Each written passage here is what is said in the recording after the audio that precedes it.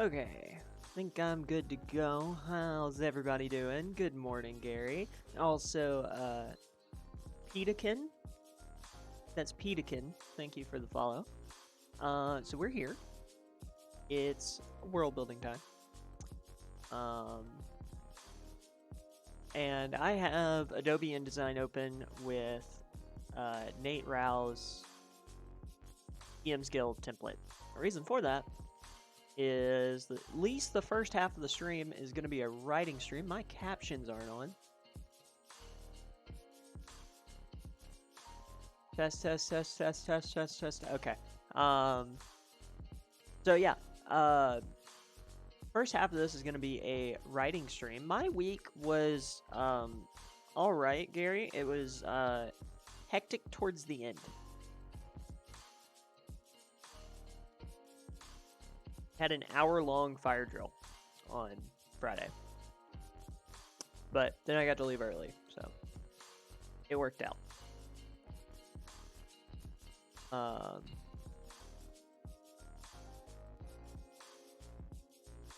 But yeah, so we'll be doing some writing. So for those of you who don't know, and actually that's the last thing I needed to pull up.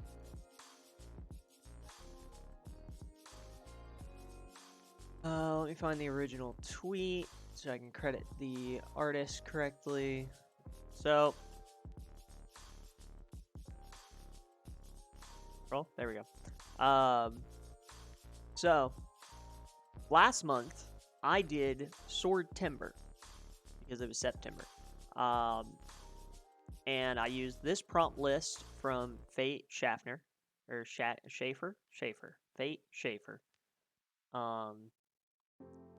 And went through all 30 days. I am actually missing on paper day 30, but the idea is up here. So when we get to that one, I'll add it to the list. So what we're going to do is we're just going to do some casual writing and get this all converted over to something that I could publish. Either, I think this is going to go in my Ko-fi shop for probably like $1, something super cheap. But I spent time on it, so I want people to have it. And I've talked about a couple of these in various streams, if you've been following me on that. So that's our goal for today. If we get through this, which we probably will because I'm a pretty quick layout, rough layout design. I don't need this to look too pretty. Then we're going to switch to Downtime in D&D 5th edition. And the reason for that is I want to give my players something a bit different in terms of downtime. And that's something I can prep before our next session, no issue. So,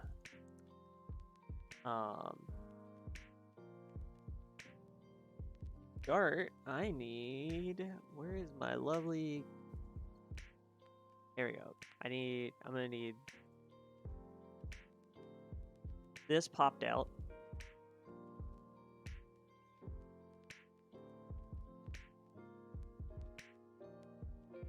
And, ooh, sorry about that. Jesus. Coffee boy this morning. Season is kicking in. It is fall in full swing.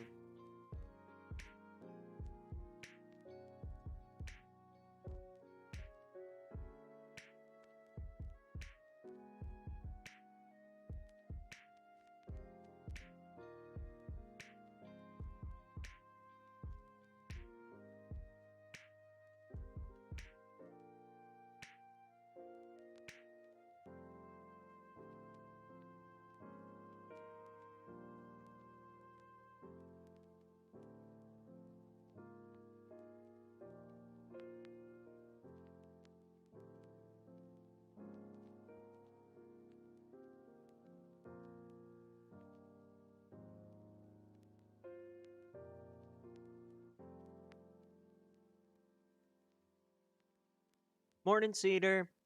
Actually, let's get a shout out for the Cedar Forge.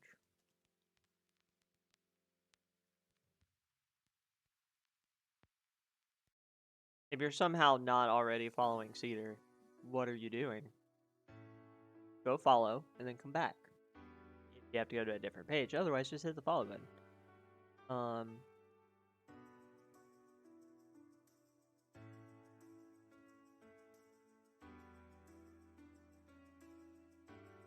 Actually zoom in so y'all can see this.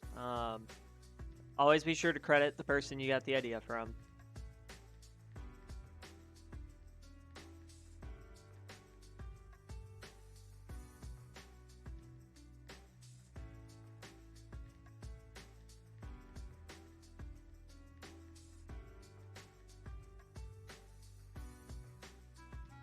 And then here, the heading one I want. Yeah.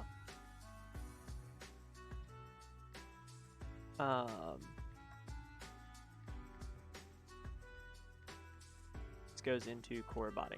Okay. And then the other thing I wanted to do, my totally legitimate copy of the Dungeon Master's Guide, which I do own on DM's Guild, to be fair, but it doesn't have the right formatting. Or not DM's Guild, D&D Beyond.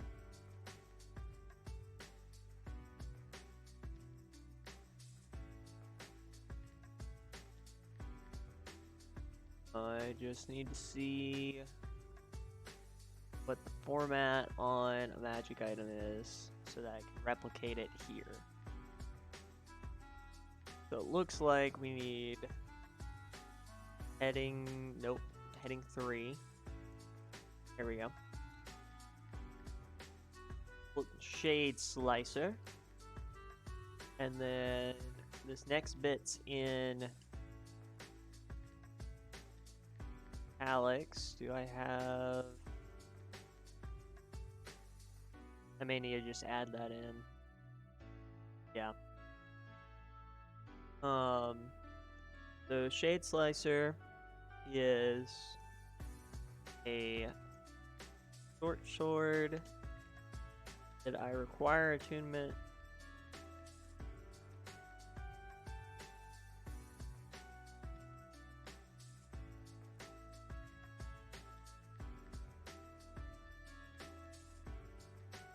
No. Call it.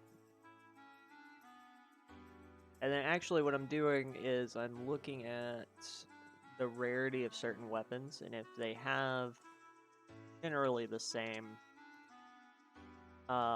style, I'll use that. All of that italic.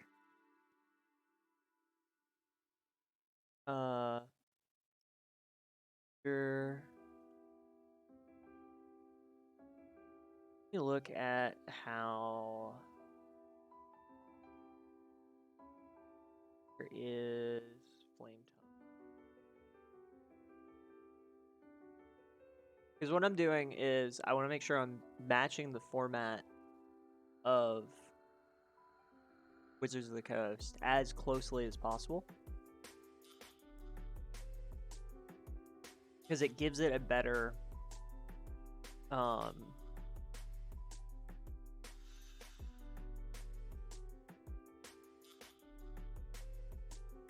just a better look overall if you can match the style, which makes it more appealing to people when purchasing it. Okay. So it is gain a +1. All of this will be clear. So let's go back to regular. We're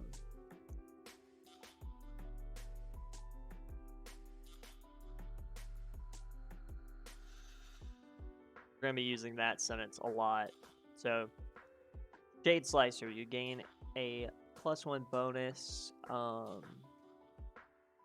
attack and damage rolls made with this magic weapon.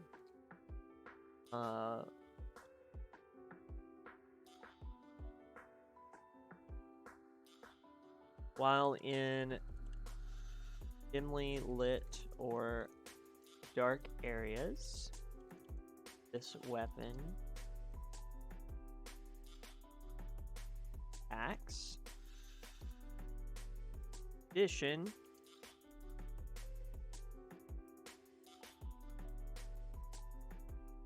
disadvantage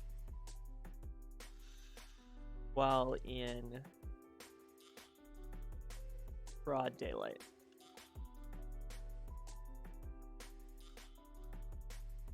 And then for flavor's sake, the blade of this weapon solidifies or dissipates based on the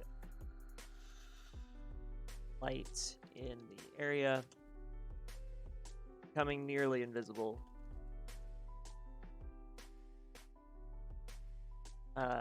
Nearly invisible vapor in broad daylight. So, that's our first one.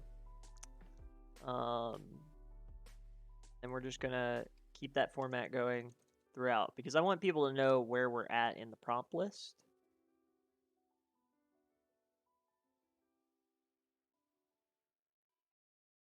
Control 9 and Control 5.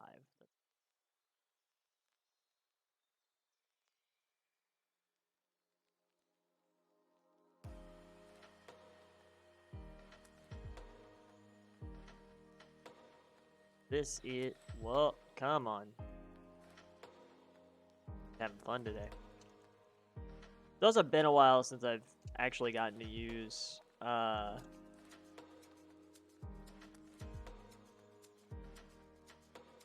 Adobe InDesign.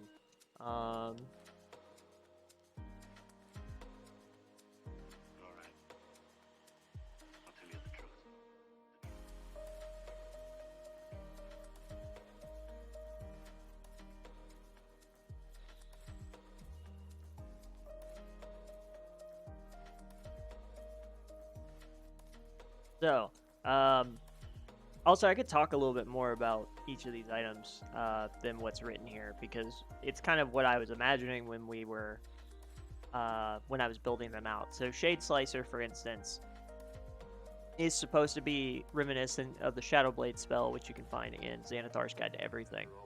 And the reason for that is I wanted something that you didn't need to waste a spell slot on. But it simulates a lot of the same abilities you got from Shadow Blade. It just doesn't do psychic damage, and it gives a +1 bonus instead. Otherwise, it gets advantage in darkness and disadvantage in daylight. Makes sense. Remember all the happy times we had?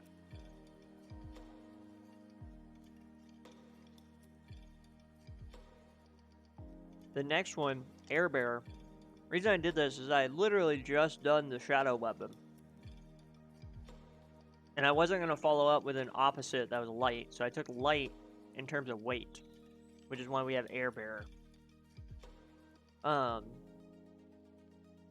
the range of this magic weapon is doubled when using thrown property.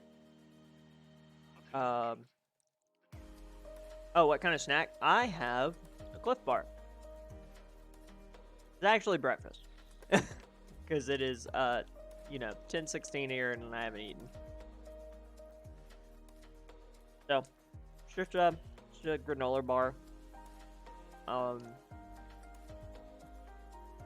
Yeah, health snack.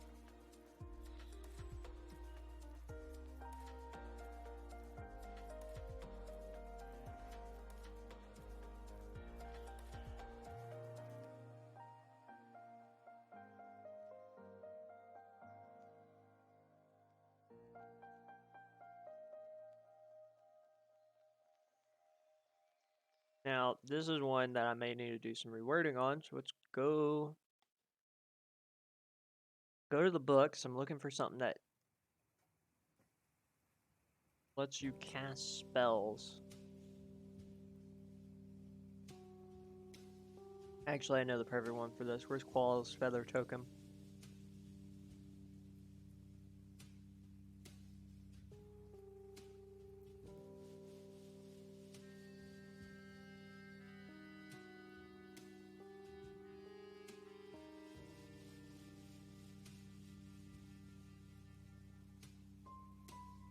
Oh, maybe not. Okay.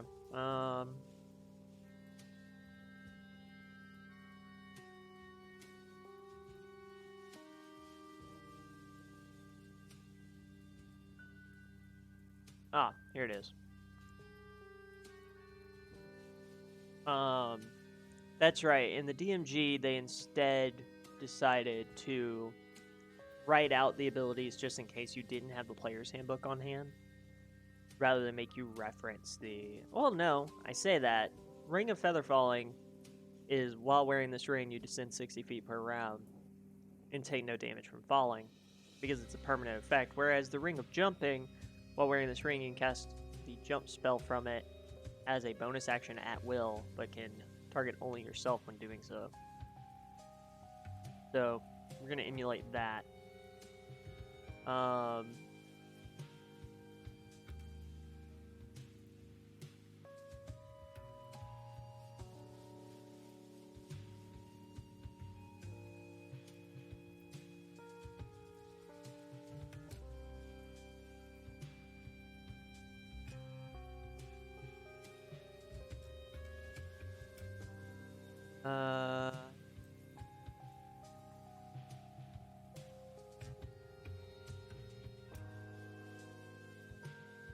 Or as a spell as a reaction at will, but can target only yourself when.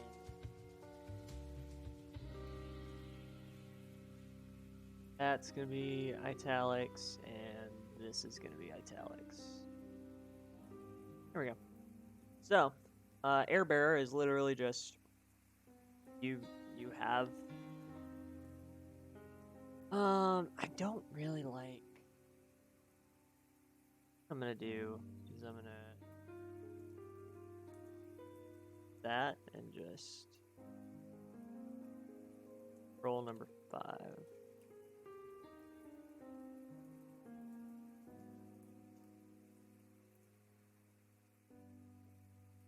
Take. That sort of worked. Okay, what size is this? 11. There's my issue. We're gonna do it this way instead.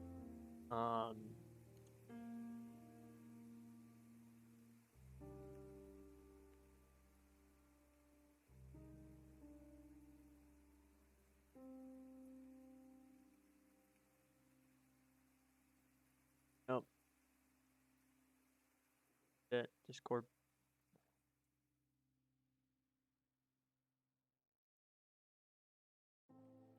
So we'll do it this way, just so it takes up less space.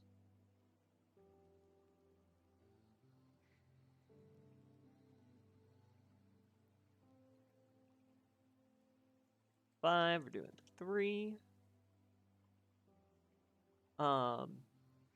The question for the chat: how do you like your magic items? So what I mean by that is, like, do you like them to be integrated in the story, or do you just like your +1/+2 sword? And do you like to be able to make your own magic items? Do you like just finding them? What's your preference? Like, Gary, for instance, I know you're playing Curse of Strahd, right? So there's not as many magic items in there. So that's exciting when you do find something.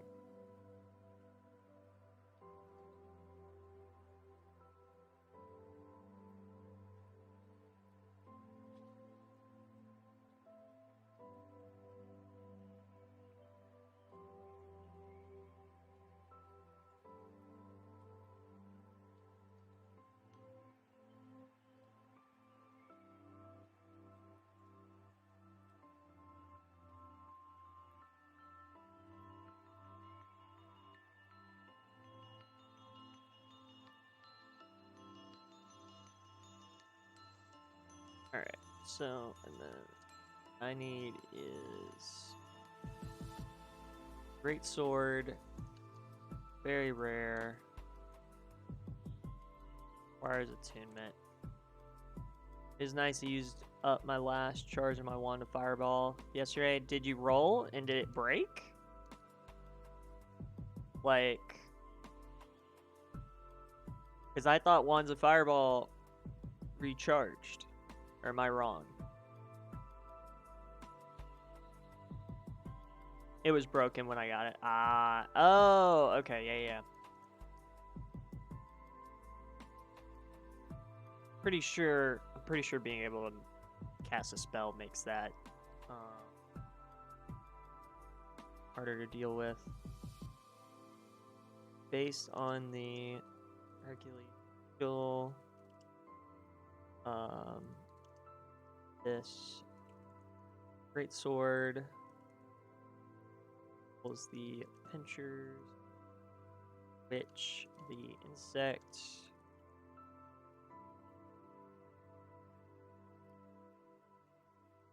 other name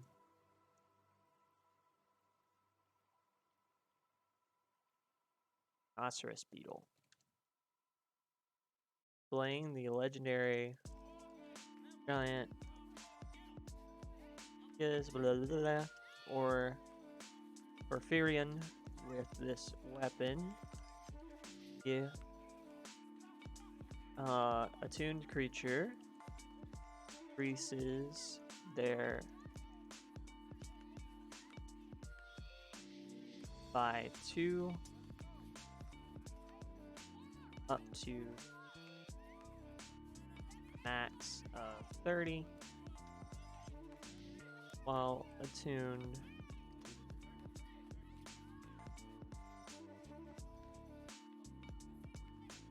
is broken.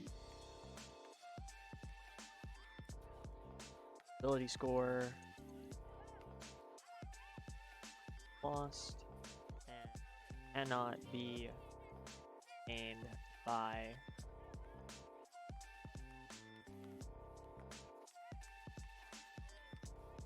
that gets us A4.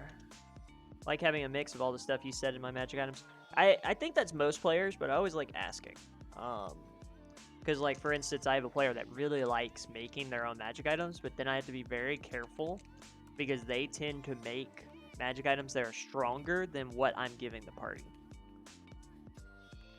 Which isn't to say I don't give my players powerful magic items. It's more like they pick things that are very purposely for them. Whereas I'm just giving things I think sound cool.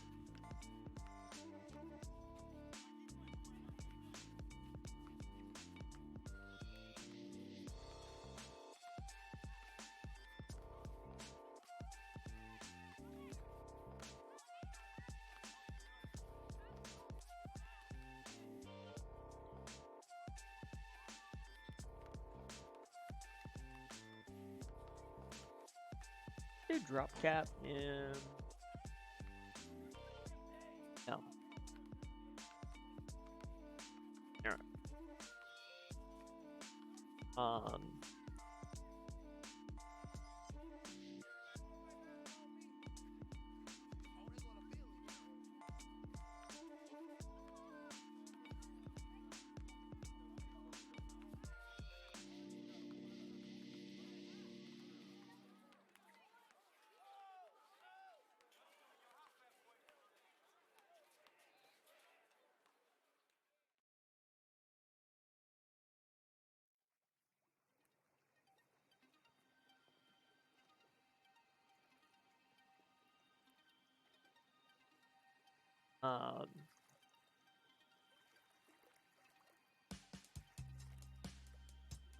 And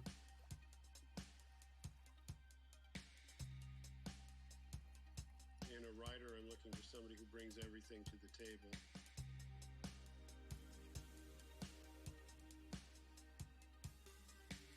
You know, who brings the heart, who brings their vision, and particularly who bring their brain to the table. So that they're aware of what they're doing and they're making conscious choices. okay, I'm pretty sure I said no lyrics on Pretzel Rock.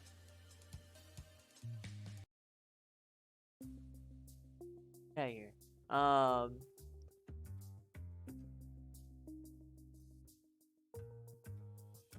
Used a Pathfinder. Pathfinder has feats for making magic items. That may be something I need to look to.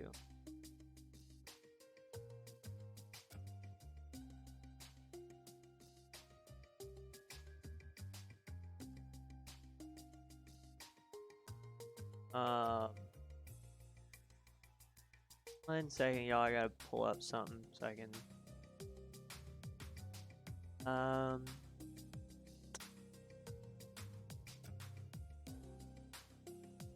Have people bugging me about scheduling, so let me get that out of the way real fast.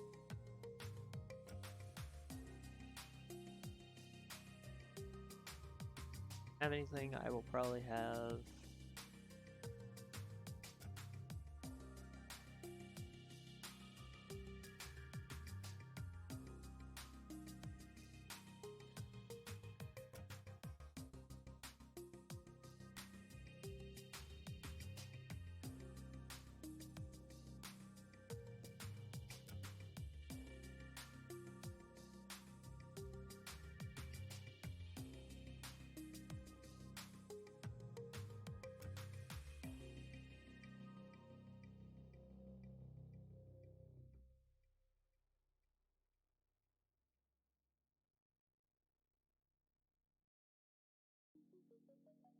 Apologies. I just know if I don't do this now, it's not.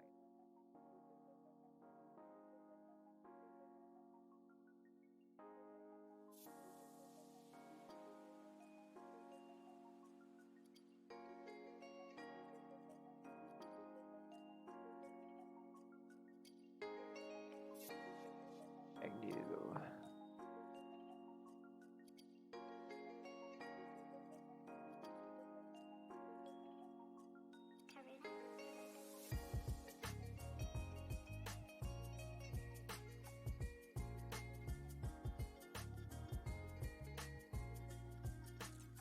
Alright.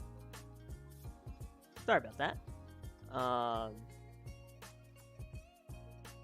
Toss you a link if you'd like them later. Nah, that's fine. I'll go look for them if I need them. But I've kind of curbed crafting in my game. And we're going to talk about that if we get to the downtime today. Based off the time and how fast I'm writing, probably not. But we'll save that for the next stream.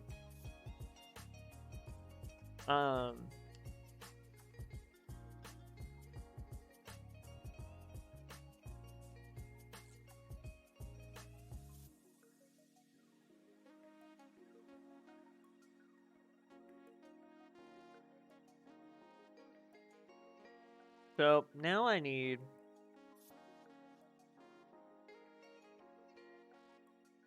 I think I need the monster manual.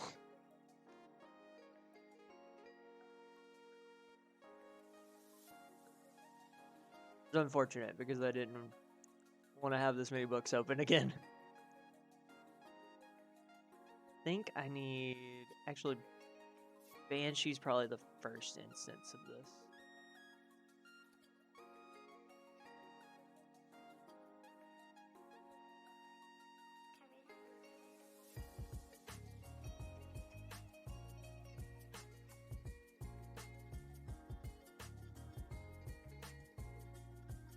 No, Banshee can't. Okay, let's try.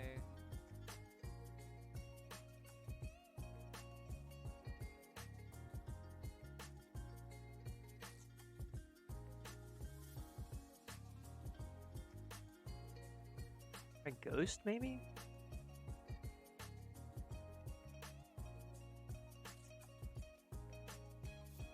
What I'm looking for. Sorry, I should probably be explaining. What I'm looking for is actually the ability to. Okay, etherealness. This is what I was looking for. The ghost enters the ethereal plane from the material plane, or vice versa. Is visible in the material plane while it is on the border ethereal, and vice versa. Yet it can't affect or be affected by anything on the other plane. So I'm just gonna.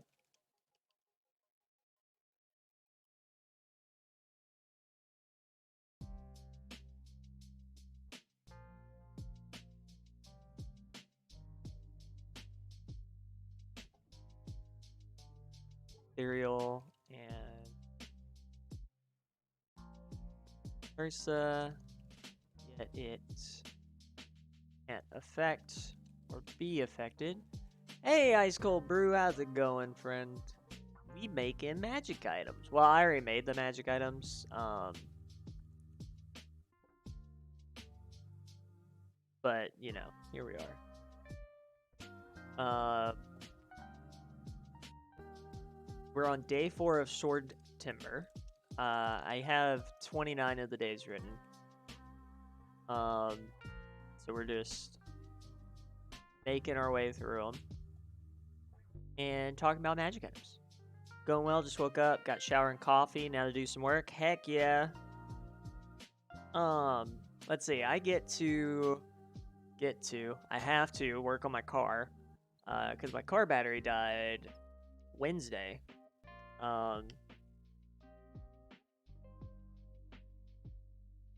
So I'll be working on that after this.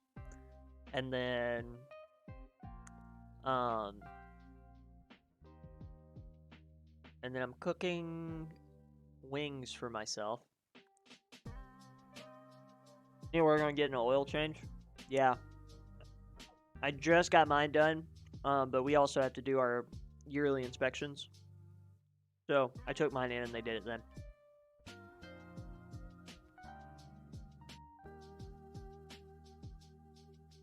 Yep, I will be sure to post them in Huntsman's Hydra when they're done.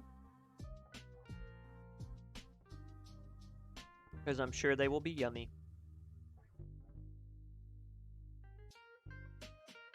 Oh, I did myself a favor on this one.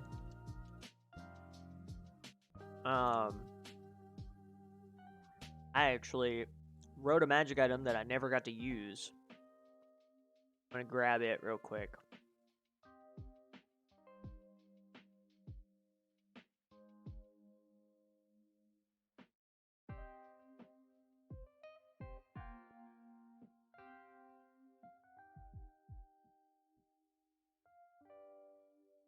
Okay.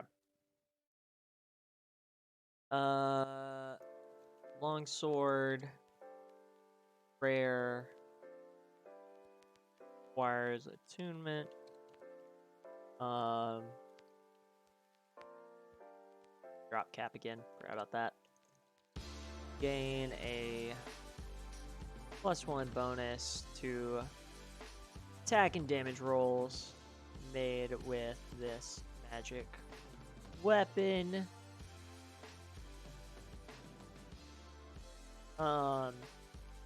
In addition, when the player rolls a 20, actually, let's go look at Vorpal Sword and see, or Vorpal Weapon, excuse me, and see what it specifically says, because it had really good wording for this.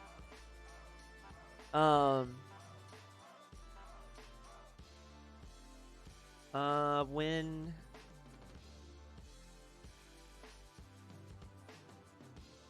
here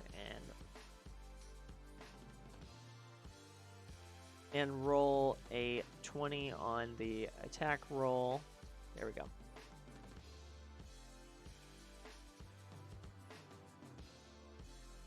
So yeah, we just hanging out, doing some writing, some chill work, and then if we have time, we're going to talk Downtime in D&D, which is going to be a little more of a design phase for me, whereas this is like kind of transcribing my own notes to make them fit the D&D format.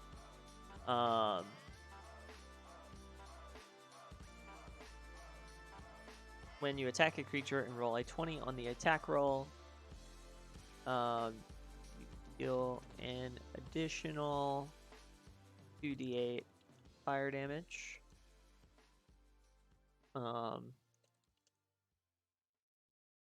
Attack a creature and roll a 1 on the attack roll.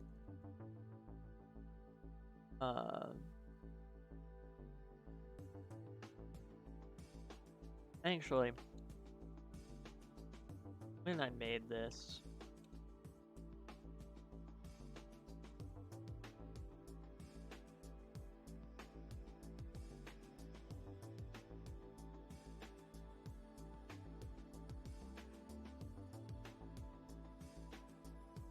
When I made this, I made it a more punishing weapon, but I'm gonna change that a bit.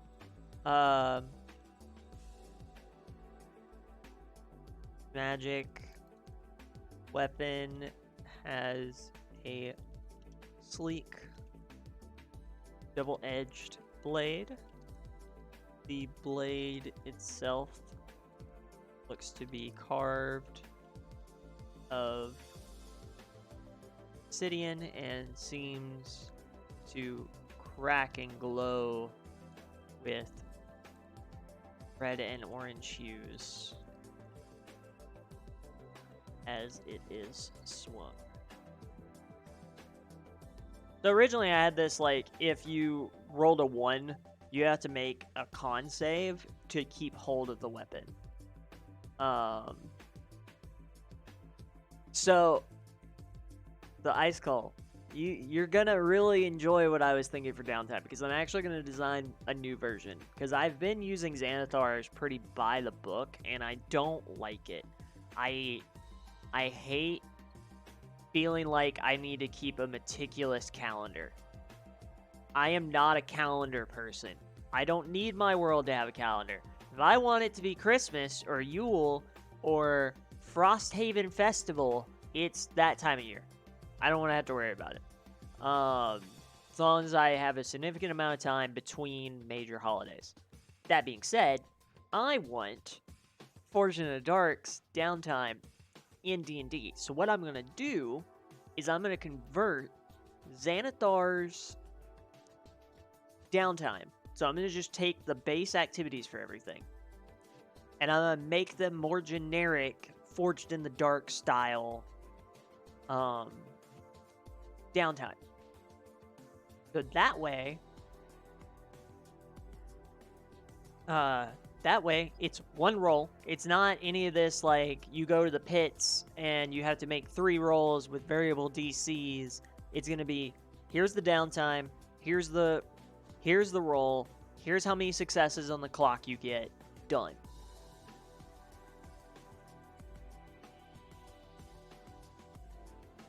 And then I'm going to publish that shit. At least on my blog. Because that's going to be really solid when I get to put it together. Alright, so we are on day 6, which is snow. And this is frosting.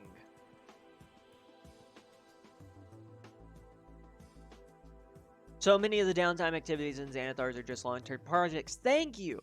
So what I was thinking is, it won't be long-term projects, because that's all of them to an extent. It's gonna be here. They're essentially all long-term projects. Like gaining a contact is a long-term project in D&D terms. Crafting magic items, training, etc. I'm gonna say here's what I imagine rarity being to clocks. So crafting a potion is a 1 slice clock. As long as you succeed the roll, you're good. Like a healing potion, because those usually take a day to make, I think, if that. But anyways, this is, I gotta get used to InDesign's prompts again. Alright, longsword.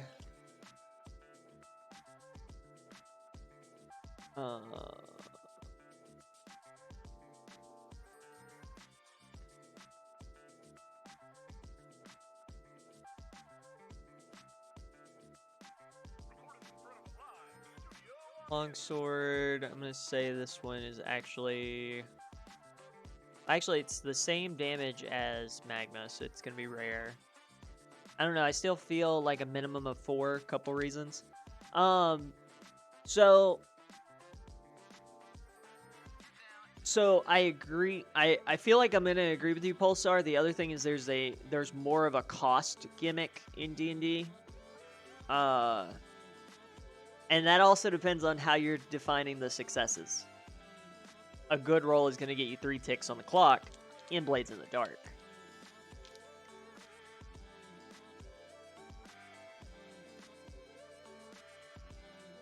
And some of the downtime activities in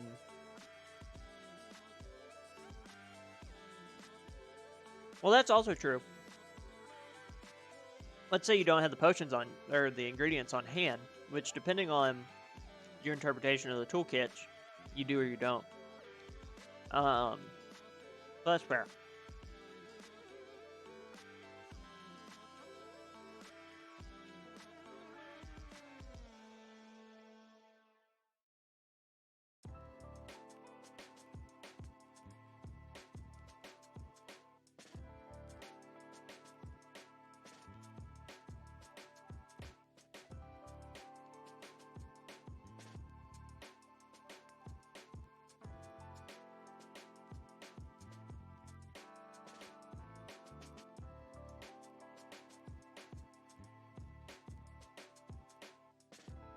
You get a free tick on the clock if you got the stuff you need, etc.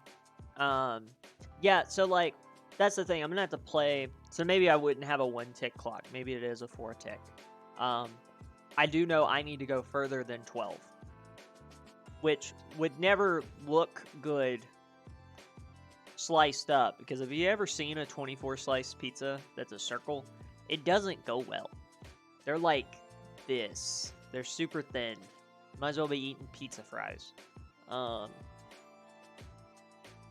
in those cases, the only reason I'm doing it is because the person is making a legendary artifact level magic item. I want it to be absolutely impossible to do this in more than like 5 attempts. 5 really good attempts.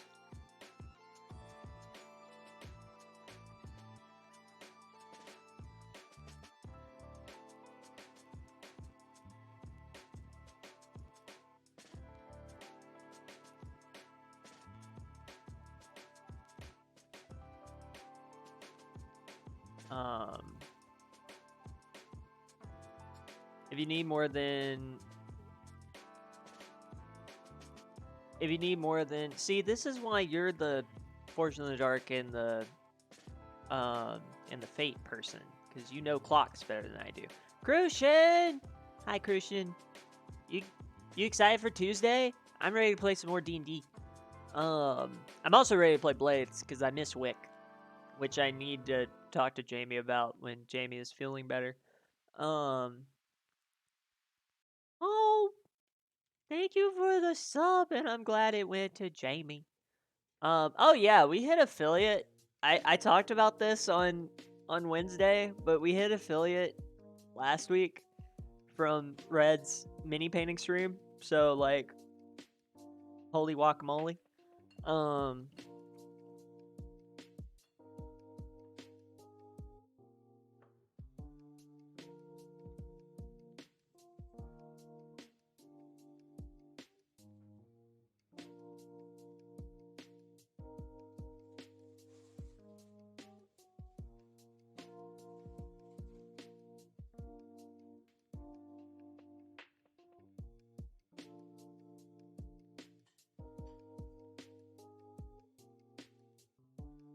All right. Now here's the problem we're gonna run into. I definitely went a little overboard with this next one. Pulsar, thank you for the sub. Aw. Thank you, friend.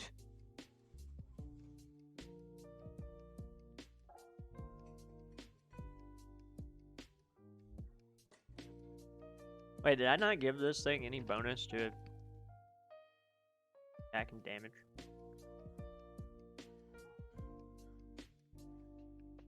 Hold up. You want to forge a legendary blade, maybe you need to research the enchantment, which is an in-tick clock, etc. Good to know we hit affiliate. Yeah, right. I'm excited to see how that goes for our first for our next couple strings attached games. Okay, that's 7. Here's 8. I didn't give this is a +3. I'm deciding in the moment it's a +3. It's an artifact weapon. It needs to be.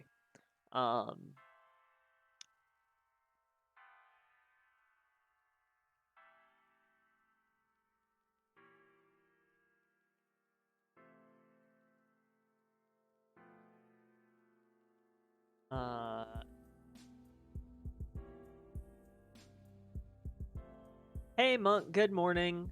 Hope you're doing well. We're just writing up some magic items and we're talking downtime in D&D. So, essentially, yeah, Pulsar, I think you're right. I think I need to just sit down and design it is the biggest thing. Because I need it to be in a way that a person that has never played Blades in the Dark can pick it up and start working on it. And then also, it depends on what they're making. Because, like, I don't want everything to create adventures. I want some things to be as simple as you just go down to the local alchemy shop, spend 50 gold, and you got the ingredients for the item.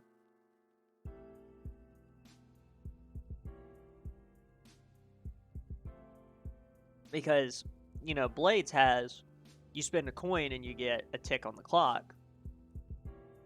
At least I believe that's the correct, it's a coin per tick. Or it's a coin, no, you do a coin for another downtime. Instead, I would give a flat rate of, well, no, I can't do that because depending on the enchantment, it would be, anyways, I gotta sit here and design the thing. And it's designing a Forged in the Dark mechanic, which is overall very simple, to something that's overly complex called Dungeons and Dragons. Because I love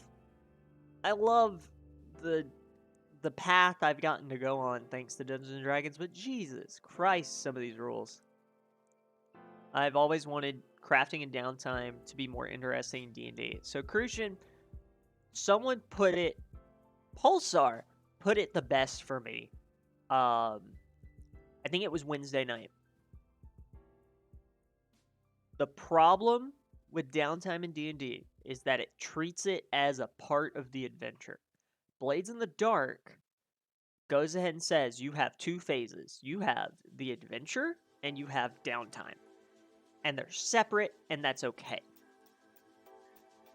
Once you figure that out, you can make both of them interesting.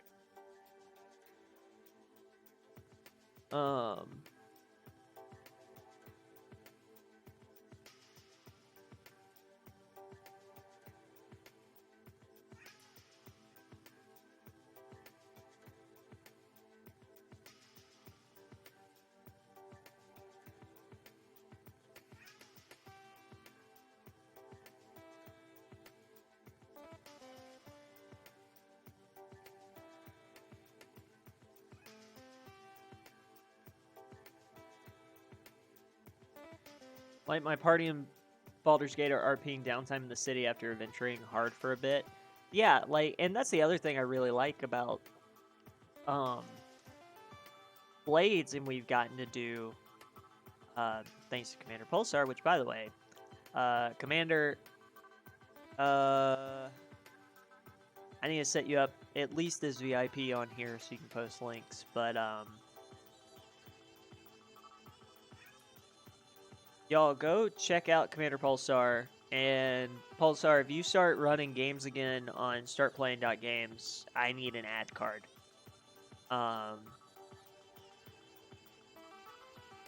I've always viewed downtime in D&D separate from my mainline adventure. Some events in downtime could lend itself side quests. That's true. I have players that try to they try their best. Oh, the link's not clickable? Oh, I need to... Okay. I need to go remove... The problem is the exclamation point at the end. So here, I will do this.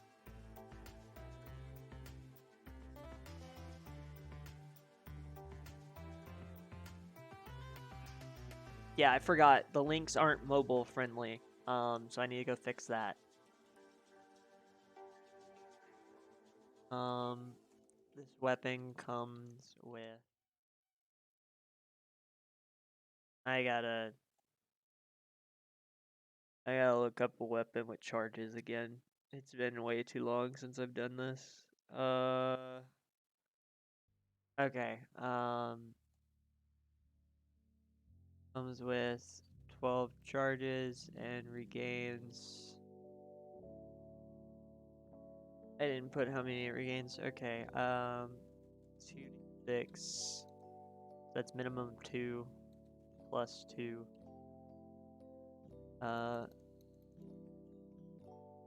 No, just 2d6. That's fine. Charges daily at dawn. Actually, I can make it 1d6 plus 1. Or maybe I should go look at the Hand of Vecna. Maybe that's what I should do.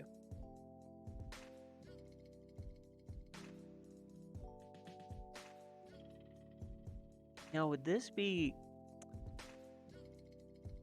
This actually isn't an artifact. It's legendary. Reason for that is it doesn't get the minor and major. Oh,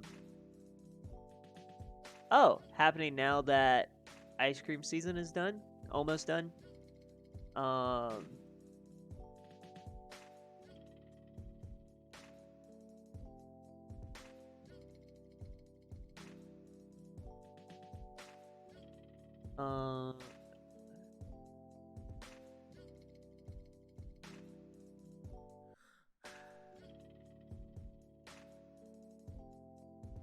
Well then, I believe it's this link.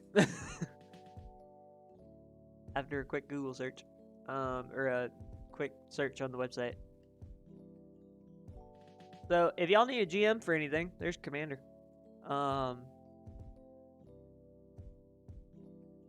Good dude. I fucking love our Blades in the Dark game. I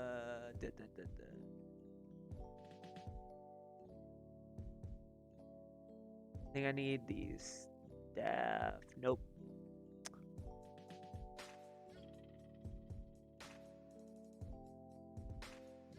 And mods assigned VIP for you, Ashen? No, so I have to go to role settings. Which here, I'll do that real fast.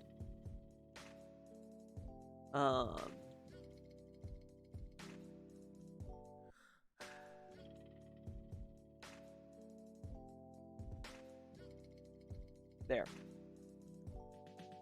Pulsar should have a diamond now. That doesn't change links. I haven't updated the permissions for that because we just got VIP and subs.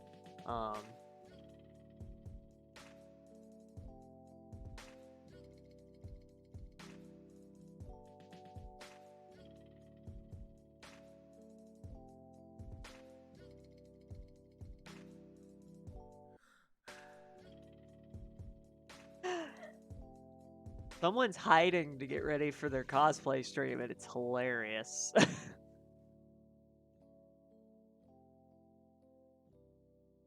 Oh, I definitely love it. I can't wait for the actual stream.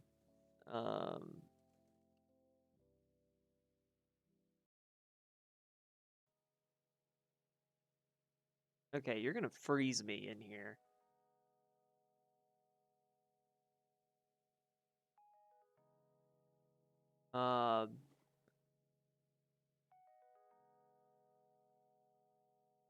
Monk and Crew should say hi. She says hi back. She's working on getting all her stuff set up. So I'll leave her to it.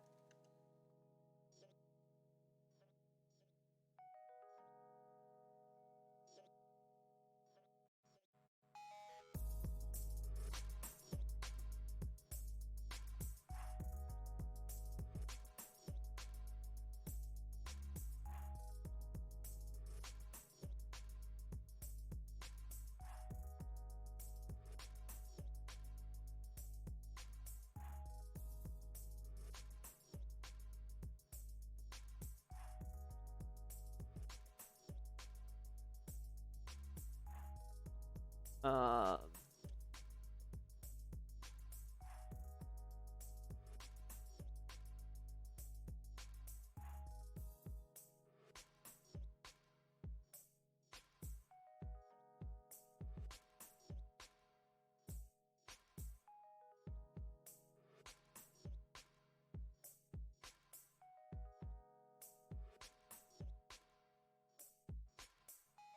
6 charges is summon a circle of storms. Hey Rafiki, what's up, my man? Alright, Blades does have a formula blueprint ritual plus construction performance breakdown to make things. That's fair. I think, oh, and, Esturia. I hope I am saying that correctly. Please let me know if I am not. Thank you for follow.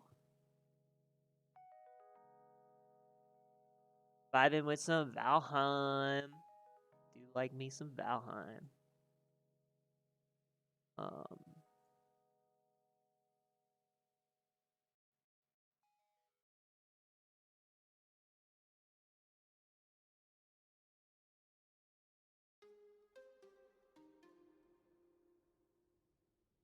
Kind of like that for wizards in D&D because they're more about knowledge of how to do stuff rather than actually doing. They'd know how to enchant a blade but still need a master smith to forge it. Yeah, and that I really like. And you can get help from others. That really depends on what you're doing because, like, I don't know. Back when I was a more novice GM, I ran into issues with this, but now it's more fair, I feel. Um,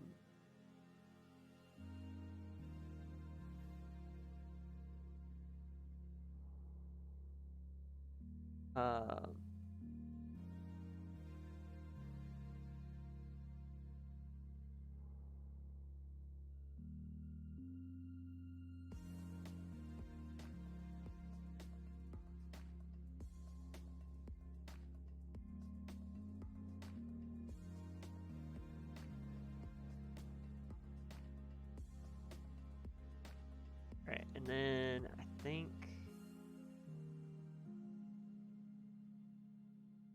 Nope. That doesn't work. Okay. I want the indent on these to be less. There we go. I like that a lot more.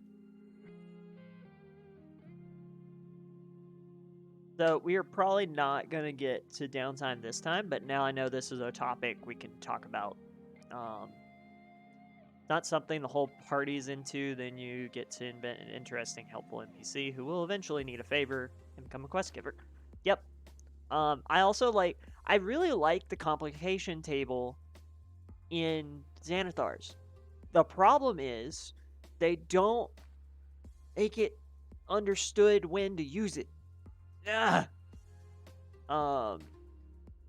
What program am I using? I am using Adobe InDesign. It is the 2006 version. But I've had a license for it for years. Which table in Xanathar's? So I should be able to show you.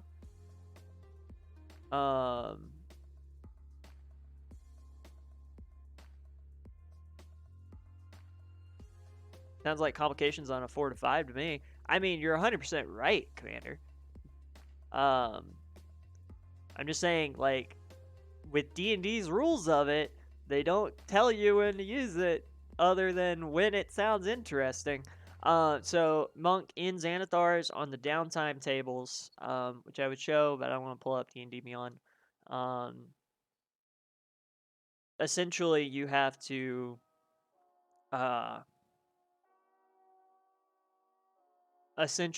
to like do the downtime activity, and then at the very end, there's a complications table for the DM.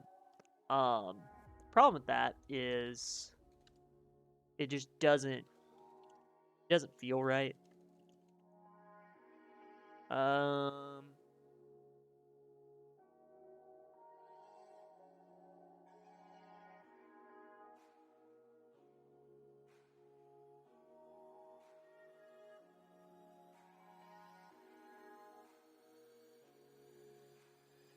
All right.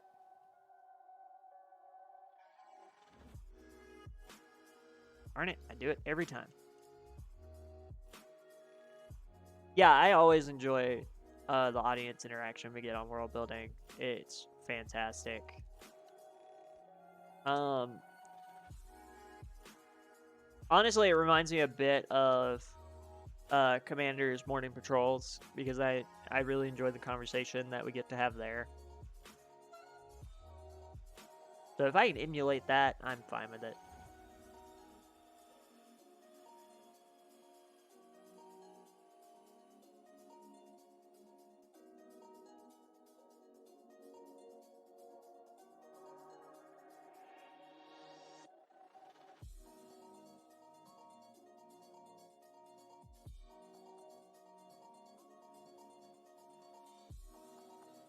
Apologies, I'll talk about this after I get it all typed up. Essentially, this is an anchor that puts you in place. D&D has success at a cost. There's a page number where it's mentioned, maybe if they miss the roll, but not by much.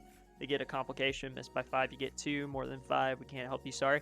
See, that's true, except the tables for the downtime activities give the actual DC and what happens in each instance. None of them mention complications. Like, it is just the formatting of the events themselves doesn't work. But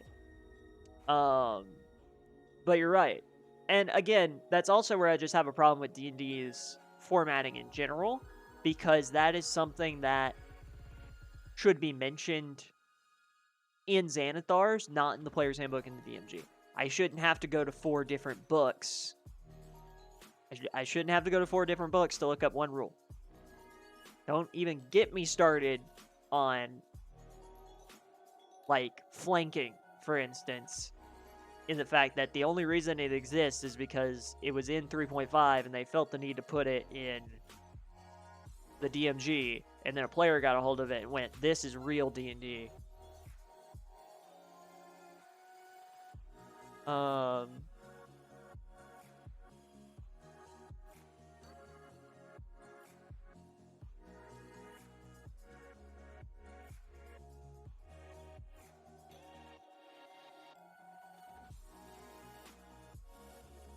Maybe the revised books would fix that. I'm gonna hope, but we'll see. On saving throws,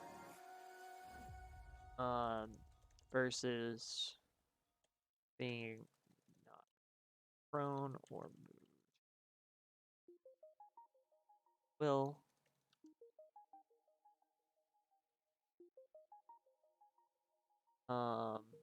Alright. While wielding this weapon two-handed, you are immune to those effects.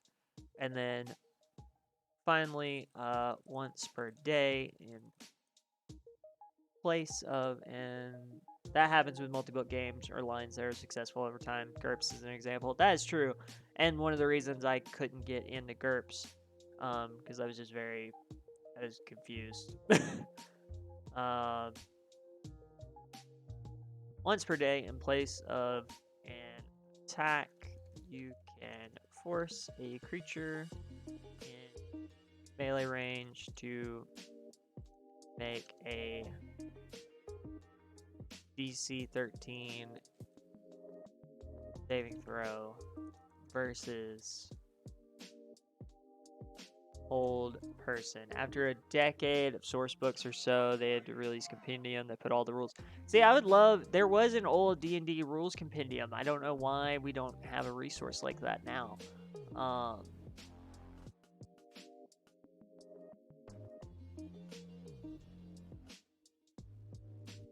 Also, challenge accepted. I'm gonna need the windows open for stream.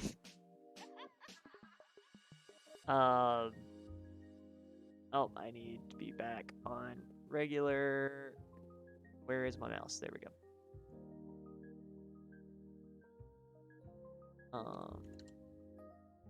What?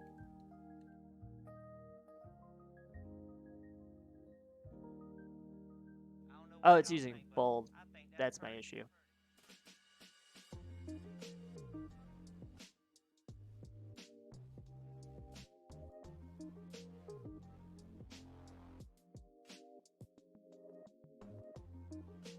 This looks all kinds of wrong.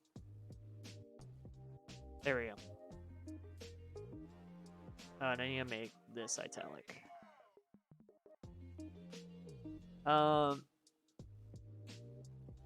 Maybe that's what 5.5 will be in 2024. I'm being naive on purpose. I mean, like, none of us know. It's fine. I think it's gonna be, they're gonna resell the books with I don't think the player's handbook will have all of the content that Xanathar's and Tasha's provides, because that would make sense to me. I would actually, well, it doesn't make sense, but also, would it really add that much content to do that?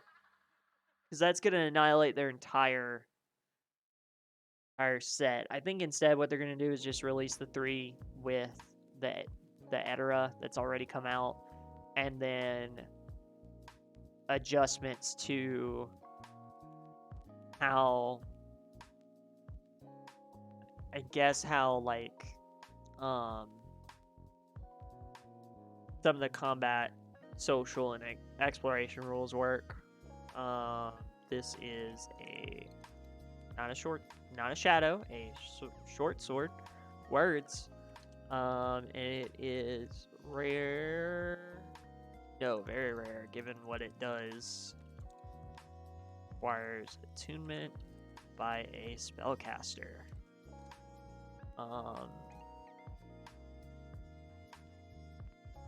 Blade is inscribed with glyphs corresponding other planes of existence. When you attune to this blade, roll number of gates equal to efficiency bonus to determine what planes. As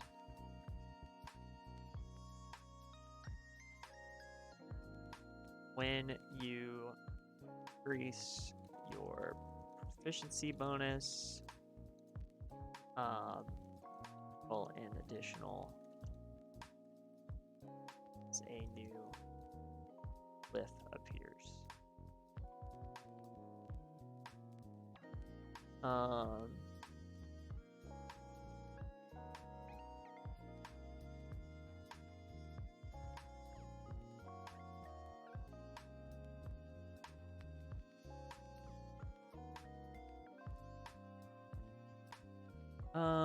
Consult the planes table below to see what glyphs are on blade.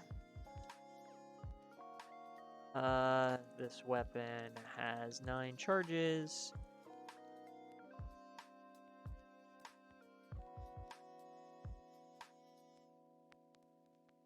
Spend charges to cast conjure spells, such as conjure woodland beings.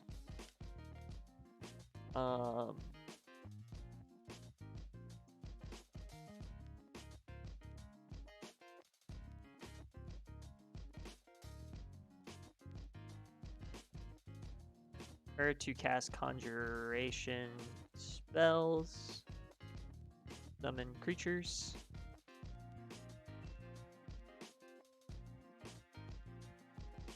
spending a number of charges equal to the spell level.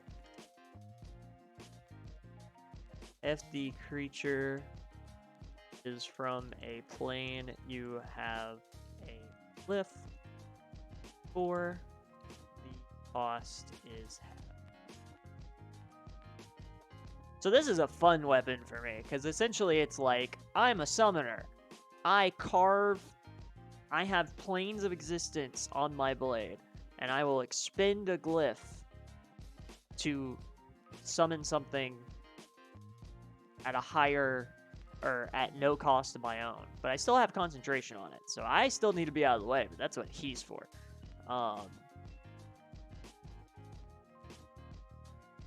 Alright, and then I need to insert table. I believe, is there not a single table somewhere? No. Alright, we're gonna use this one.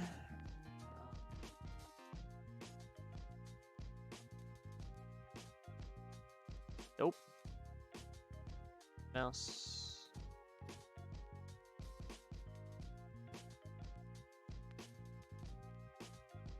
Whatever.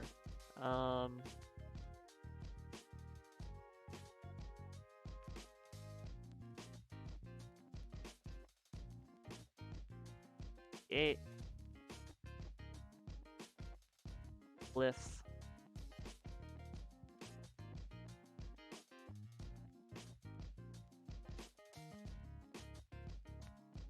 Five. Add a row. No.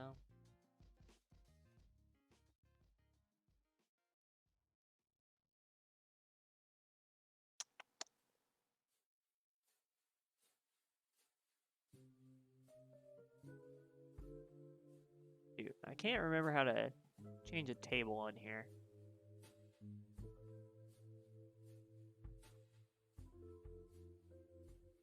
Ah, here it is.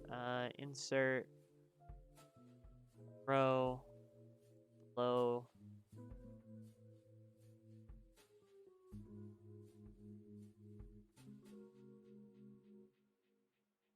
All right.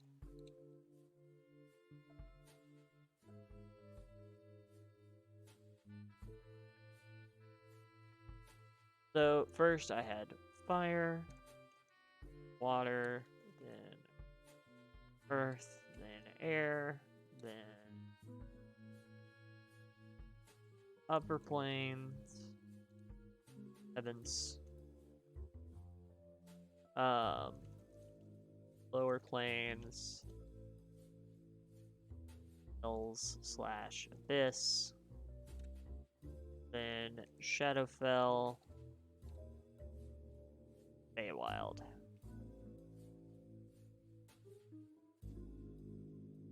So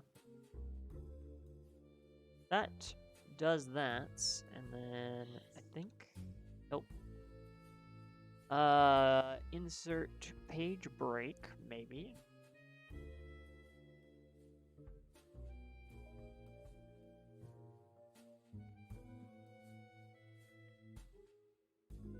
Footnotes, nope. Special character, insert white space, break character, page break. There we go. Roll 5, because we are now on 10, which was banished. I just called this Begone. It is a longsword, rare, does not require attunement. So yeah, we got that. Let me zoom back in. Now that I got that table sorted out. Going on this.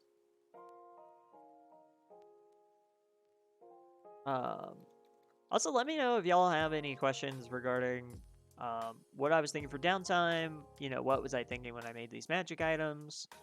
Or just things you've seen other people do.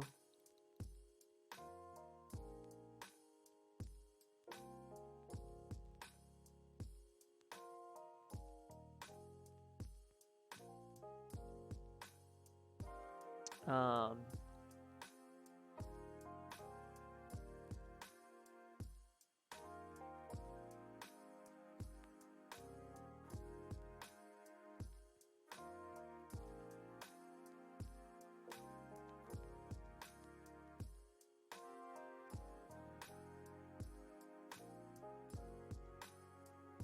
at its level without spending a spell slot, targeting or hit with the attack.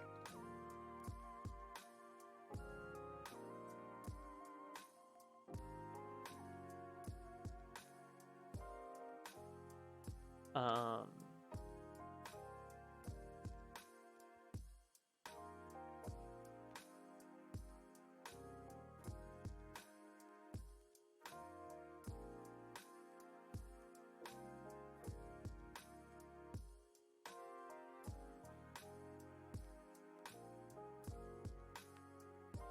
Five, 11, Dwarven. This one was called Ale Gaiju.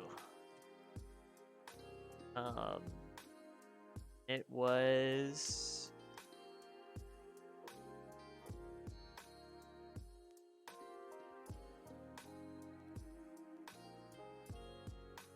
I believe this was just a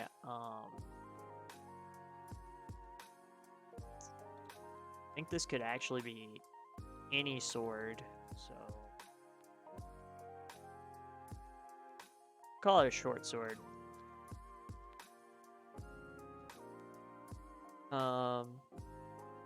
And then it's uncommon.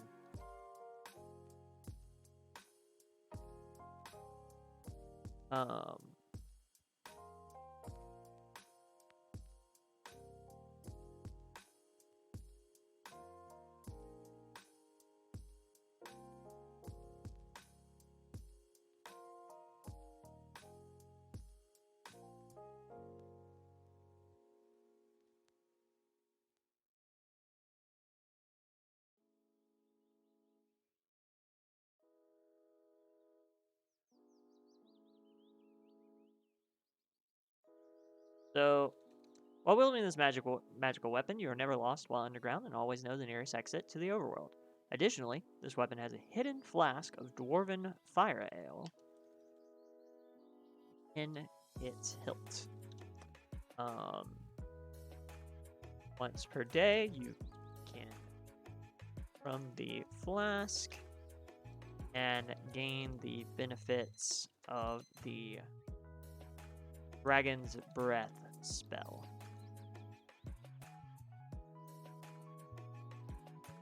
So essentially, you drink from it, you breathe fire. Done. Easy peasy. Lemon squeezy.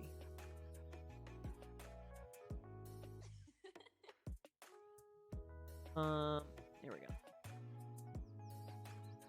And then, of course, the next day was Elven, and I called it Sight Beyond Sight. Alright, and this was a short sword and was rare and required attunement.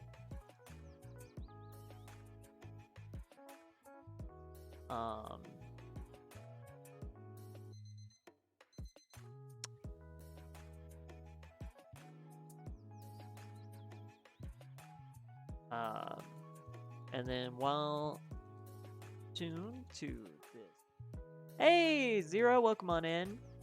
Go ahead and get a nice little shout out for Zerjester.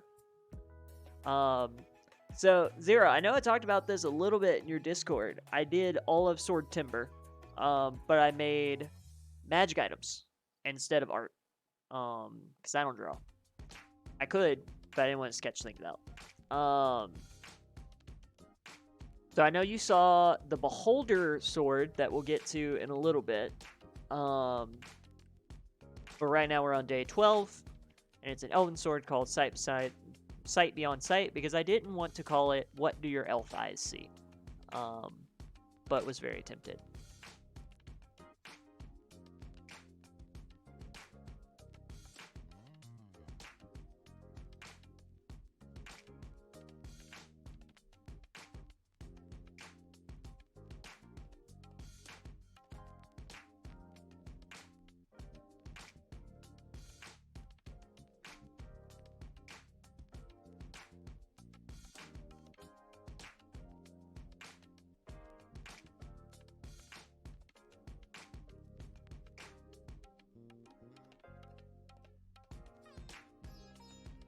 Well, good day, and welcome to day 12.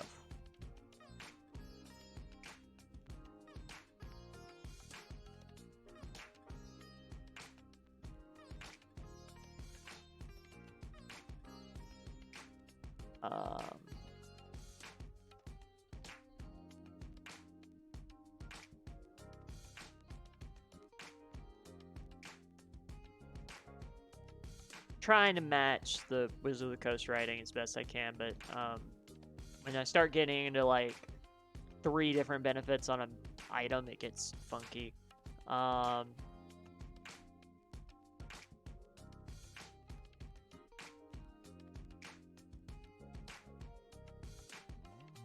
In addition, you find halflings annoying until they grow on you, and then they're your best friend. Once per day, you can cast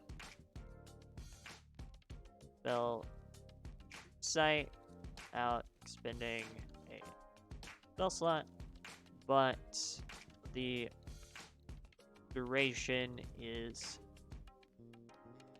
1 minute.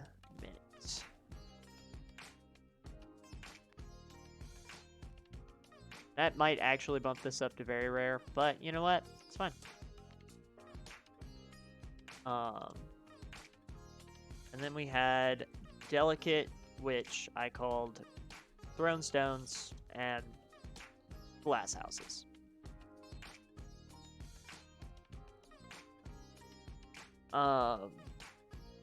This is a dagger, and it's probably considered very rare. Does not require attunement. As,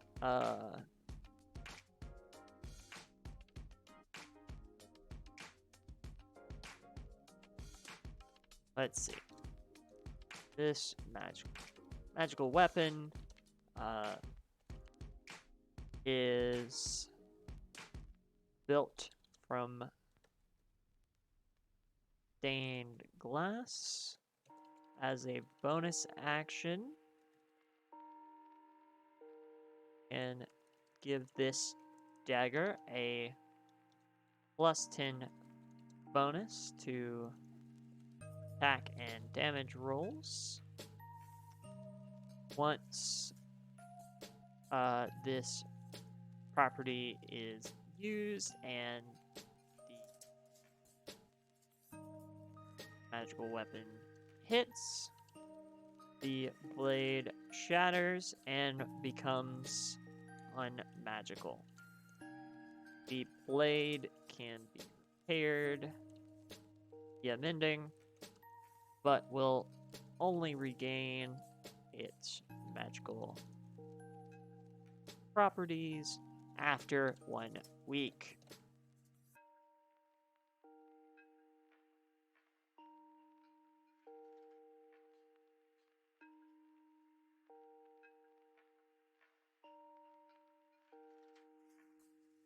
So, basically, you get 1 solid attack with this thing, and then it's useless for a week. As is right and proper. Alright. 14 was aquatic. And this is the Sailor's Belaying Pin. It is a dagger. And is rare, requires attunement,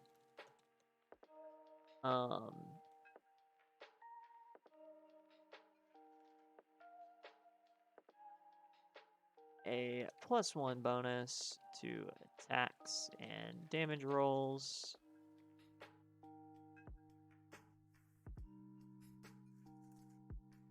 Made with this weapon. While attuned to this weapon, gain proficiency in vehicles, water. Ritual cast speak with animals.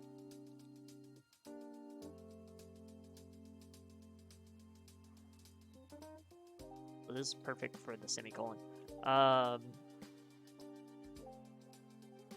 You can ritual cast speak with animals.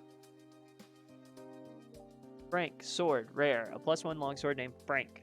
Upon touch, the wielder hears the voice of Frank in their minds. Frank doesn't want to be here. Frank thinks this whole dungeon could have been an email. Oh, I need it. 0, I need it. I also need it to look like the most god's awful sword, and like a kindergartner scratched Frank into it like it's the side of a tree.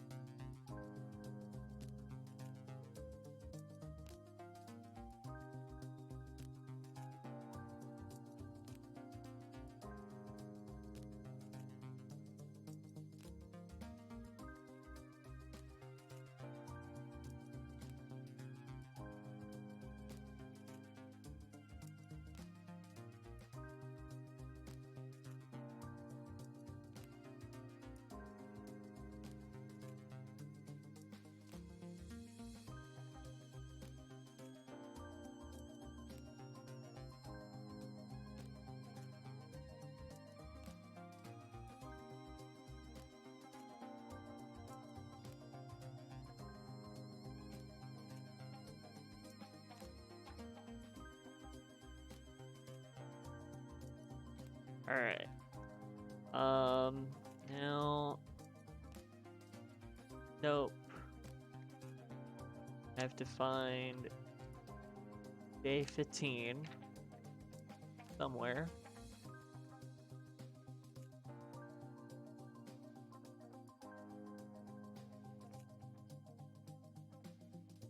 That...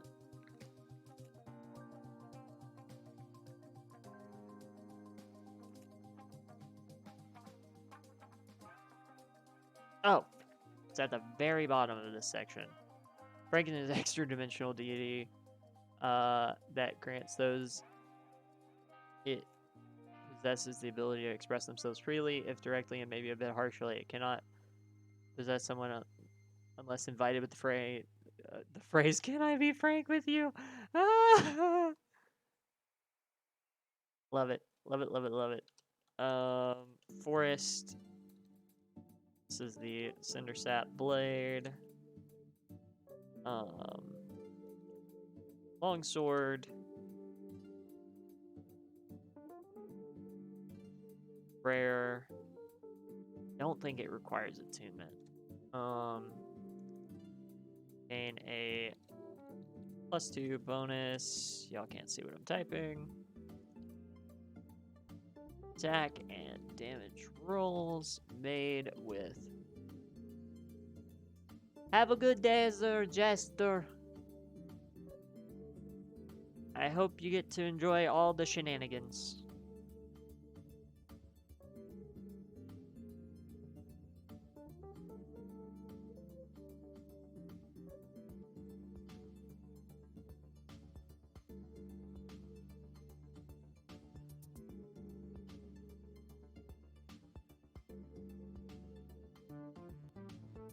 Have to get to the bank. Alrighty, Commander.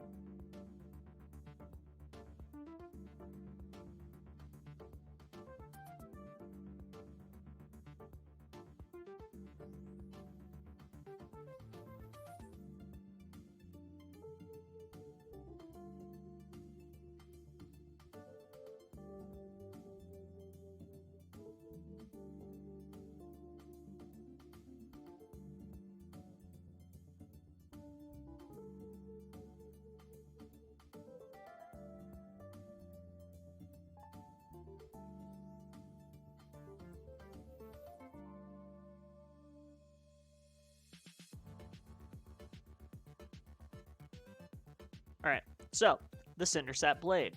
And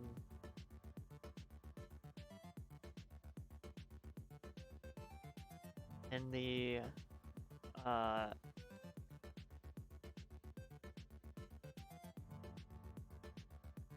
right. So, you gain a +2 bonus to attack and damage rolls made with this magical weapon.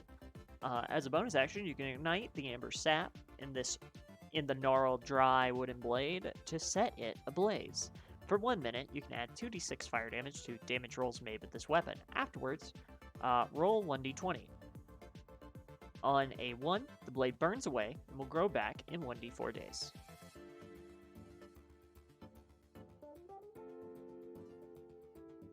Alright, 16. I believe we start hitting some of my more ridiculous designs, because I was running out of ideas. By that I mean I came up with really good ideas, but oh my goodness. So this weapon is just called Heart. And it is...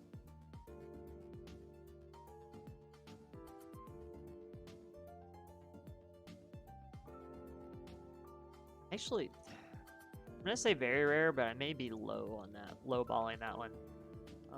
Long sword, very rare. I think it requires attunement given the effects. Gain a +3 bonus to attack and damage rolls made with this magical weapon.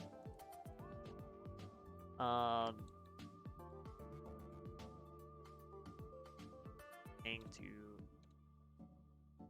shift enter to get that right. Alright. So, you gain a +3 bonus to attack and damage rolls made with this magical weapon. This once exquisite blade of a love deity has been shattered. And the blades remain are held together by tendons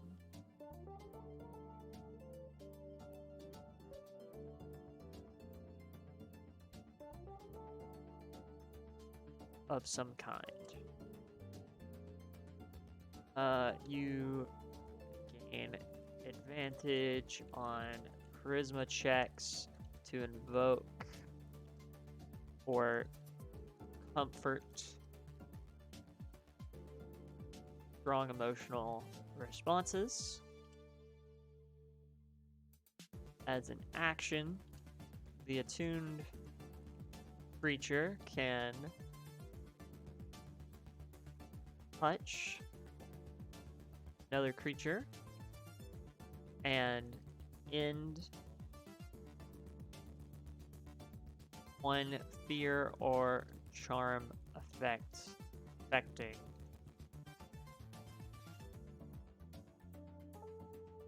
And for visual inspiration, this is like a shattered metal version of the Sword of Kos, if you've seen that from Bloodborne.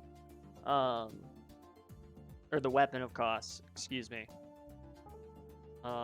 So essentially, it's like metal heart-looking blade connected with actual tendon or sinew.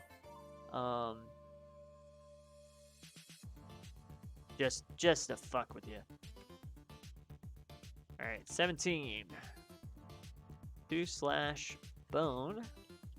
I name this Saw. And it is a great sword. It is probably very rare given what it does. Oh.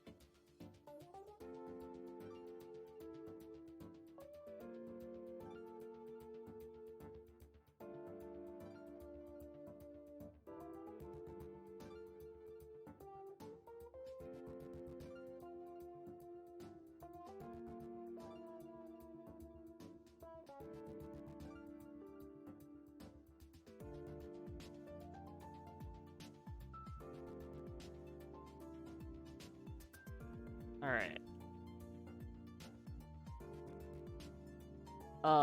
As an action, you can expend a charge and roll 1d10 on the Beholder Eye Ray table below.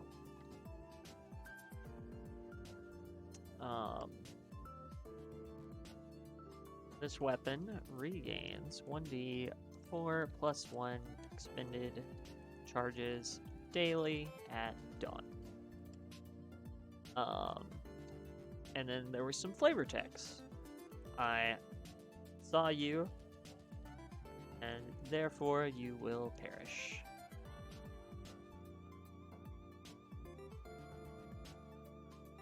And then I need to insert table. I'll just steal my other one.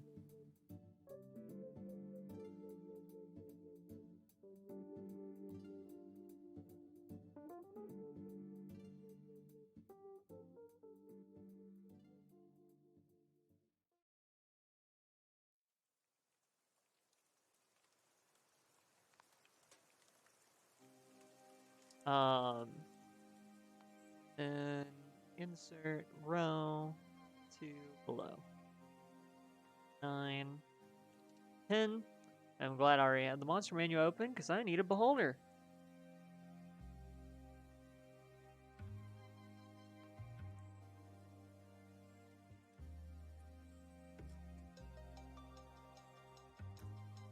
So,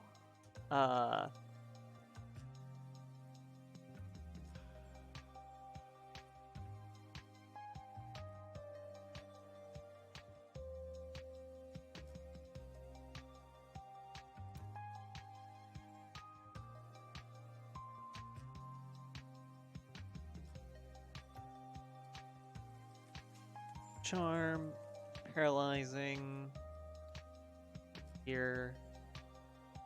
I'm doing this more to save time. I could go back and give the specifics on each one.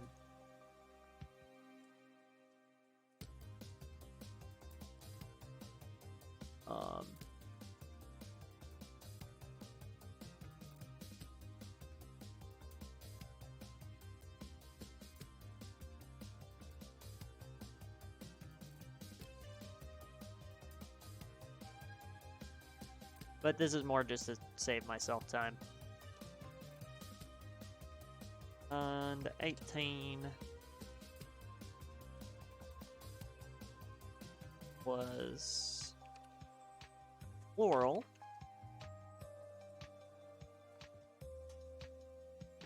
Garden spade, or the grave spade. All right. See, ice cold brew.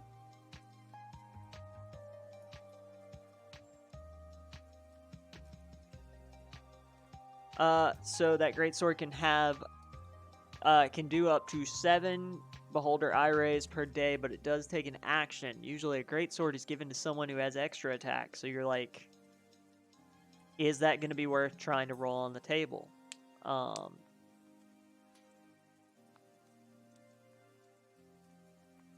So that's where that comes in. This is a dagger. And I believe it's just uncommon.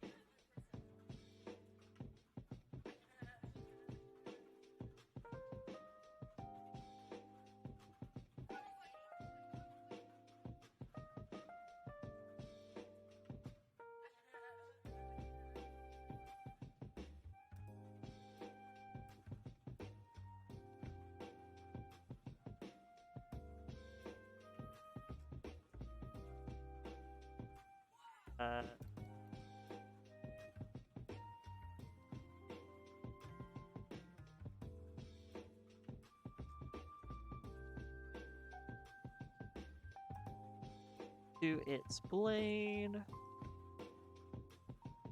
Weapon gives advantage on nature checks, handle, or identify plants. So, I'll have to go back and redo. 19 is musical and is Castle Thunder. Because I wanted a band name. Oh. Alright, so yeah, we won't quite finish this today.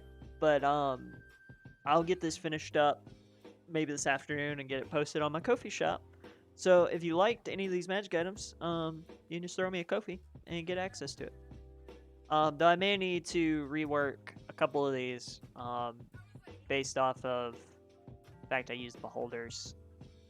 I'll have to double check the system reference document on that. So,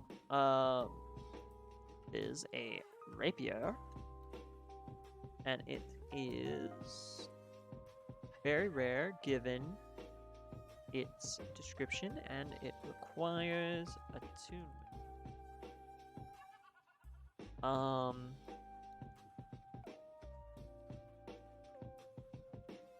Gain a +2 bonus to attack and damage rolls made with magical weapon.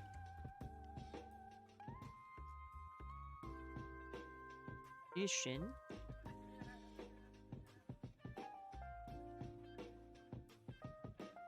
Extra 1d8 thunder damage on hits and casting or when casting a sound-based spell, asterisk, can attack once with this blade as a bonus action.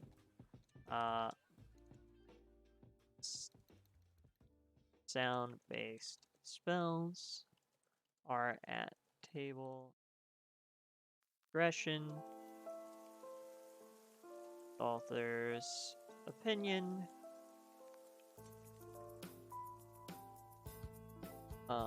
Spells that cause loud noises such as Thunderwave, or spells that require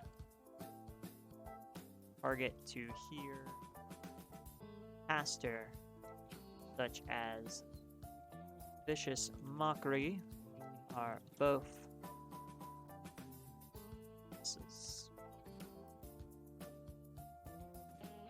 Those are italicized now, because otherwise I'm gonna forget.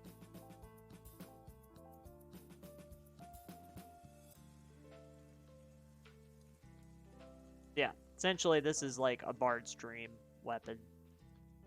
The best way I can put it.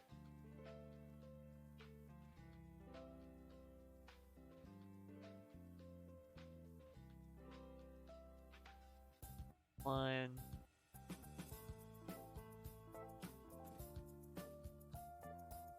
My Ko-fi is kofi.com/Ashenworks. I can throw in the chat. Or if you would like to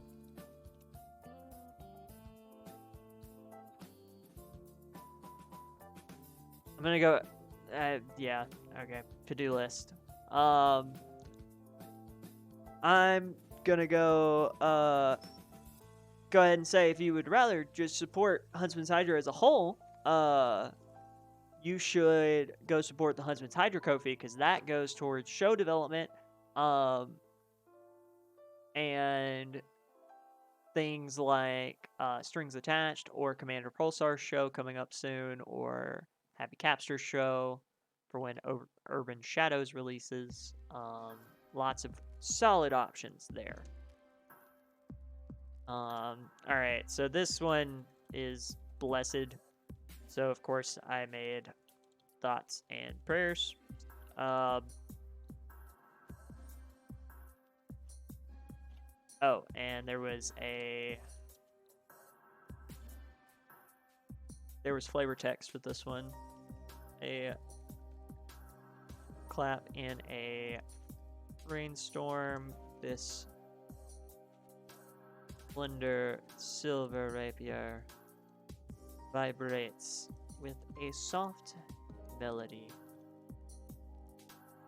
Thoughts and prayers are daggers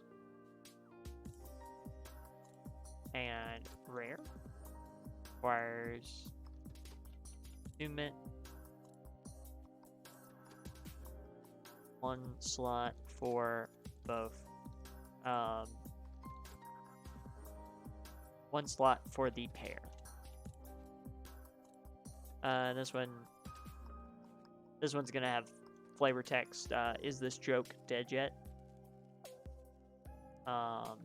So this pair of daggers attune as 1 attunement slot. And then you get thoughts and prayers, and then we're gonna have is the joke dead yet as the flavor text. So thoughts, this purple stained glass blade deals an extra 1d4 psychic damage per hit. Prayers is this multicolored blade deals an additional 1d4 radiant damage.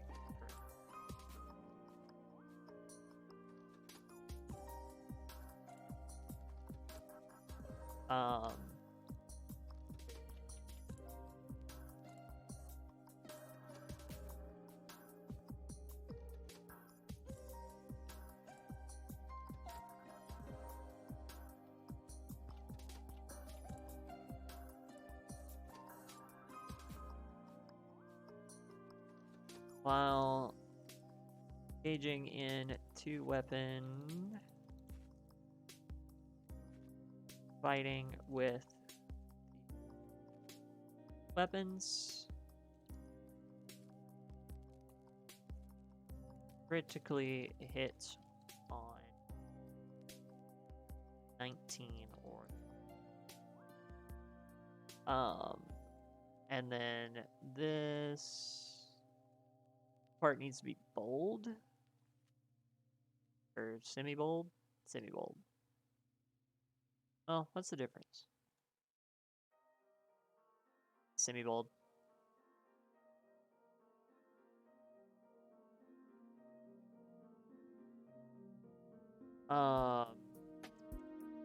And then this is 21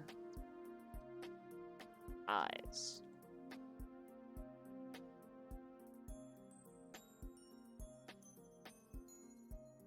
Oh. And this one is C. This is a long sword. It is very rare and requires attunement.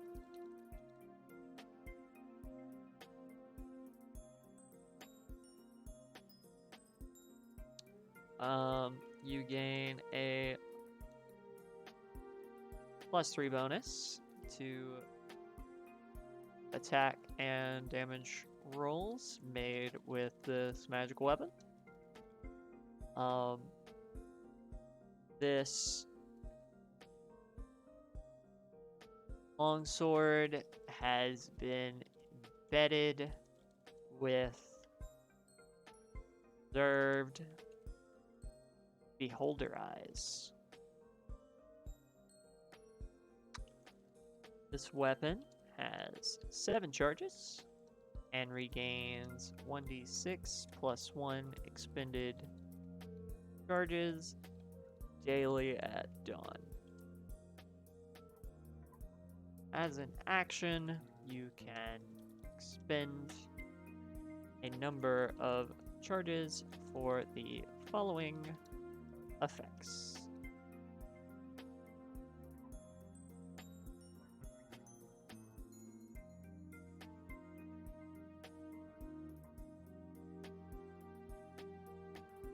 Seven charges. You create an anti-magic cone that remains for up to 1 minute and is treated as concentrating on a spell.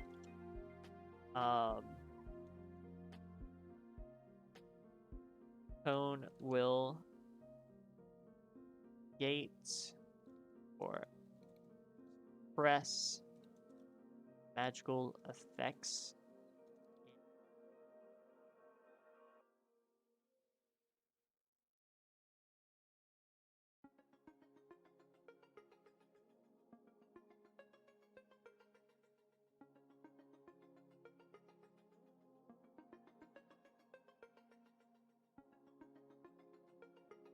The attuned creature is unaffected by this cone.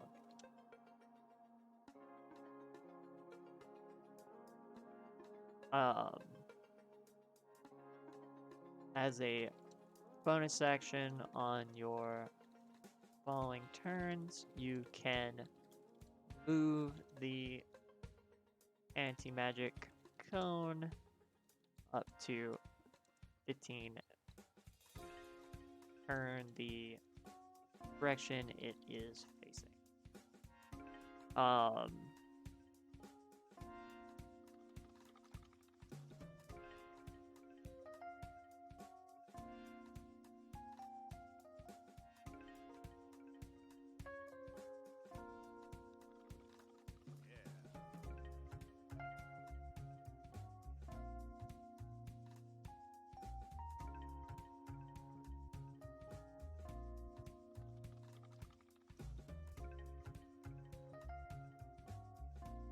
Alright, so that's 7 charges.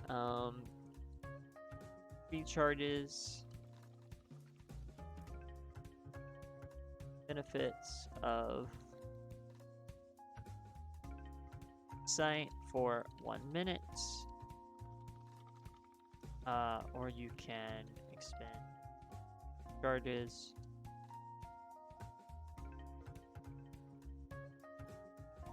benefits for 1 hour. So I see we are getting up on time. I am going to finish up this item, and and then we will wrap up, because I know a certain someone should be streaming soon.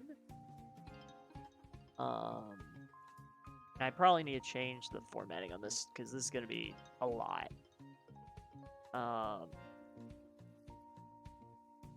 Because it's going to be detect magic, 1 charge.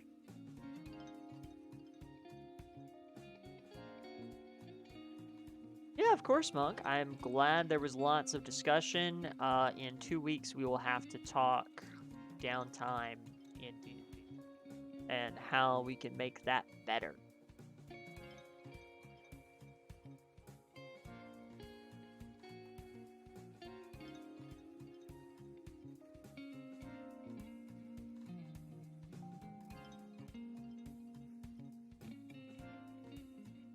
Yeah, I'm glad y'all enjoyed it.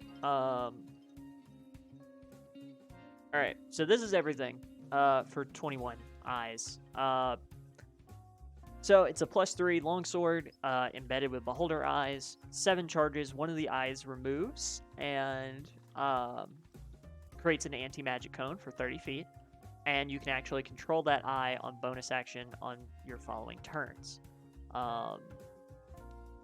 And then we get into True Sight, 1 charge, or 3 charges for 1 minute, 6 charges for 1 hour. Detect Magic is 1 charge, Dispel Magic is 3 charges, See Invisibility is 1 charge for a minute, 3 charges for an hour. So the biggest thing is that anti-magic cone, but I wanted to give all of the sight abilities that I could think of. And then this one also has flavor text called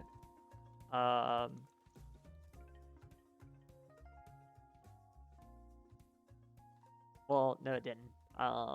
It just has the flavor of being eyes instead of teeth. But with that, we are done with the Swordtember post, and we will talk downtime in 2 weeks. Until then, I am Brandon, aka Ashenworks. Believe Ash Command. There we go. So that Twitch link doesn't work, but my Ko-fi link works. So go check me out on ashenworks.com. That's my blog where I put free D&D stuff. I try to do every 2 weeks. Been a bit behind due to Huntsman's Hydra. But,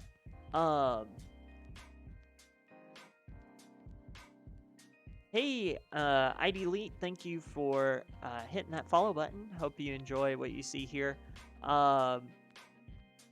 So, I know Mischievous Red is getting ready to stream, so we're going to raid into her. But I'm Ashenworks. You can find me pretty much everywhere as Ashenworks. Twitter is Ashen_works.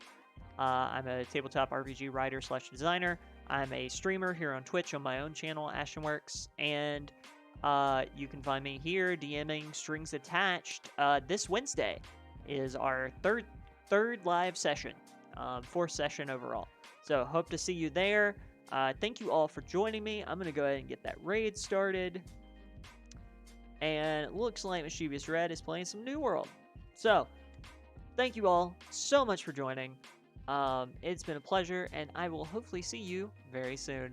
See you tableside.